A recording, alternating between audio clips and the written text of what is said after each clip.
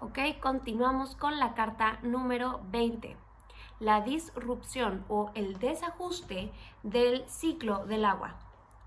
Muy bien, recordemos que el ciclo del agua consiste en este movimiento de los procesos y de los flujos que el agua recorre en sus diversos estados de la materia, siendo transportada, siendo suministrada por diversos flujos mediante lluvia, nubes, granizo, nieve, etc. Y pues bueno, comencemos por la evaporación.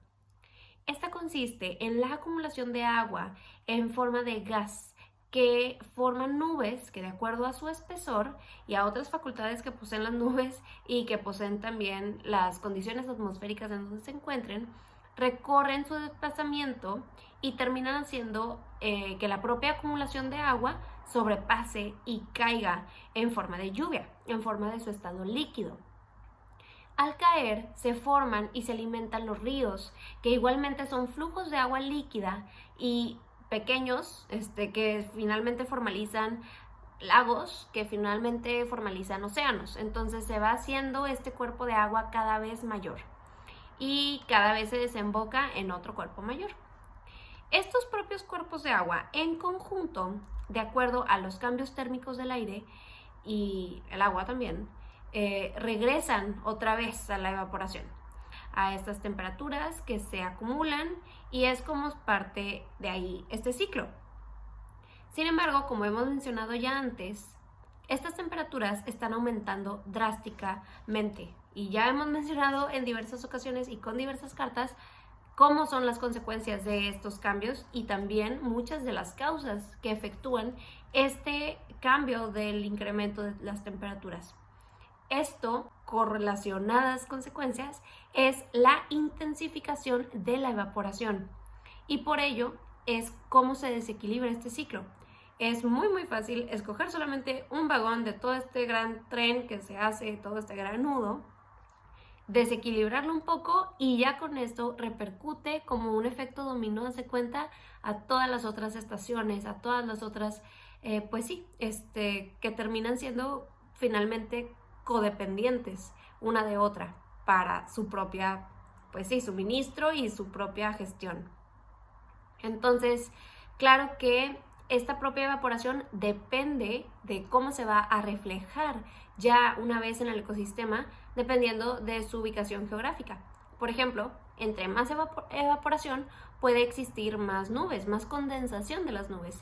Esto causa lluvias y esto causa también más evaporación. ¿Por qué? Porque sabemos que esa temperatura está ya elevada, va a caer en cuerpos de agua que ya tienen una temperatura elevada y otros problemas de acidificación y otras cosas que más adelante vamos a ver, y termina siendo algo sumamente igual de tóxico y negativo al momento en que se repite este ciclo. Pero también puede existir el escenario en donde esta propia evaporación indique una sequía. Entonces, esta sequía implica otras repercusiones sumamente drásticas a la vida como la conocemos, a las comodidades que tenemos como ciudadanos y también a todas estas prácticas agrícolas, etcétera, etcétera, etcétera. No tener agua es sumamente caótico y puede repercutir generacionalmente a las zonas más urbanizadas. Y como te comento, varía la zona geográfica, la manera en la que esto se refleje y se desencadene. Las consecuencias de este desequilibrio es mucho mayor en un plano directo, digámosle más que a corto plazo, ya que afecta, como te he mencionado anteriormente, la agricultura, la eficiencia y la eficacia también de otras prácticas, a la vida diaria de nosotros como ciudadanos. ¿Por qué? Porque nos obliga a adaptarnos, nos está literalmente obligando a adaptarnos y a estas otras medidas, y en general también afecta a la manera de existir de los ecosistemas que están acostumbrados a estos requisitos que ellos tienen por naturaleza, a la biodiversidad de la flora, la fauna, de vida y correlacionada a cada zona geográfica. ¿Por qué? Porque el agua es de una necesidad vital, un derecho y una necesidad vital para nuestra existencia. Es lo que nos hace sentir vivos, es lo que nos da vida, es lo que nos mantiene vivos, es lo que necesitamos para sobrevivir, básicamente. De ahí su gran importancia. Muy bien, ahora sí, el tan mencionado incremento de la temperatura. Carta número 21. Básicamente, el cambio a nivel global de temperatura superficial de nuestro planeta ha demostrado que este incremento se ha visto hasta de 1 grado centígrado desde 1850. Esto fue lo que información anterior, ha reflejado. Pero también es muy importante recalcar la importancia de esta época, de la época de 1850, 1840. ¿Por qué? Porque este es lo que dictamina, por así decirlo, o lo que en la historia lo podemos encontrar como el fin de la era de la Revolución Industrial, que comienza a mediados del siglo anterior, de los 1700. Esto principalmente conmemora, indica, es un indicador a nivel histórico de este boom que da la relevancia a todos estos despuntes de diferentes fuentes de gases tóxicos y nocivos para la salud, como también, como por lo mismo de este efecto dominó, de todos estos espacios que también se vieron pues sumamente afectados.